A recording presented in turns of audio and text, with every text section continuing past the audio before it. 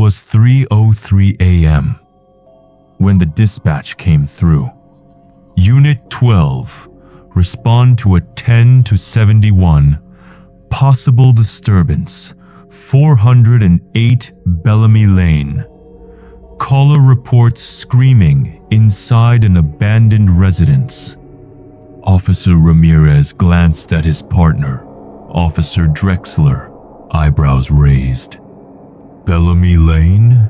Drexler asked, already flicking on the lights. That place has been boarded up since '93. Didn't that family vanish there? Ramirez nodded, unease settling in his gut. Still, duty was duty. The house was a crumbling two-story Victorian, sagging under the weight of time and ivy. Its black windows stared back like hollow eyes. The front door hung open, creaking gently in the night breeze. No sign of forced entry, Drexler muttered, stepping inside, flashlight sweeping. The house groaned, as if reacting to their intrusion. Wallpaper peeled in long strips like old scabs. Dust danced thick in the beam of their lights. Then they heard it. Footsteps above them. Slow, heavy, deliberate. "Police!" Ramirez shouted. "Identify yourself!" Silence. Then, a whisper-like breath across glass. "Help me."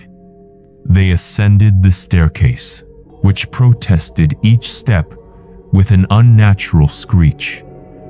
At the top, the hallway was colder, breath misted in the air, and every door was closed. Drexler reached for the nearest doorknob. It was ice cold. When he opened it, the room inside was empty except for a single child's shoe in the middle of the floor. More whispers. "He's in the walls." From the vent near the ceiling, a thud echoed. Something moved behind the plaster. They checked room after room, and in each, a trace of a life long gone.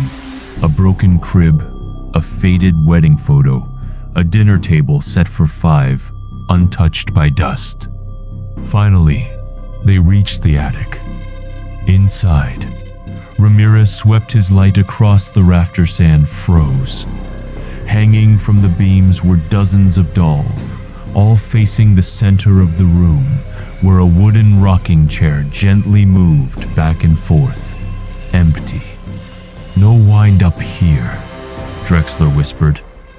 Then the door slammed shut behind them. Pitch black. Radio static screeched in both their earpieces, followed by a voice neither recognized. "They never left. You're next." The floor cracked, then splintered. Ramirez fell first, crashing through to the bedroom below. Dazed and bleeding, he scrambled up only to find Drexler still in the attic above, staring through the hole, wide-eyed, unmoving.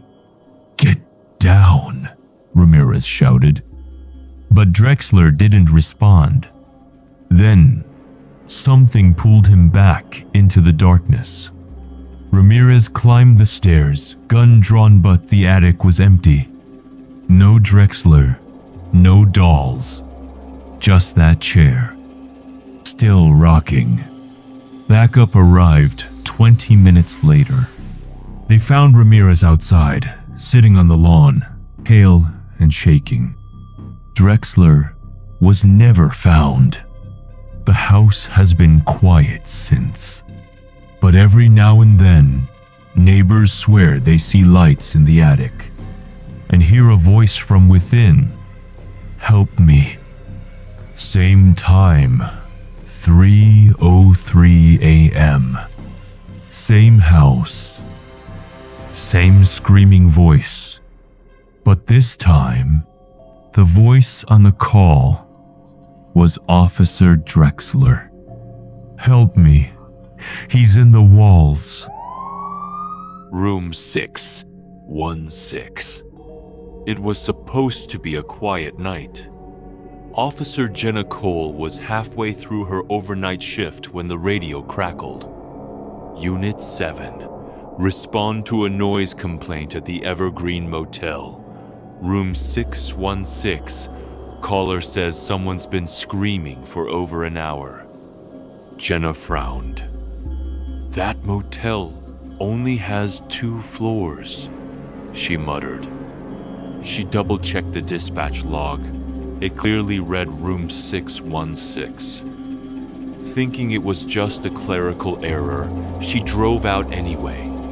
The Evergreen Motel sat off the highway like a forgotten tombstone, half the sign burnt out, flickering the words, Green Mo. She pulled into the empty lot and met the night clerk, an old man with shaky hands and yellowed eyes.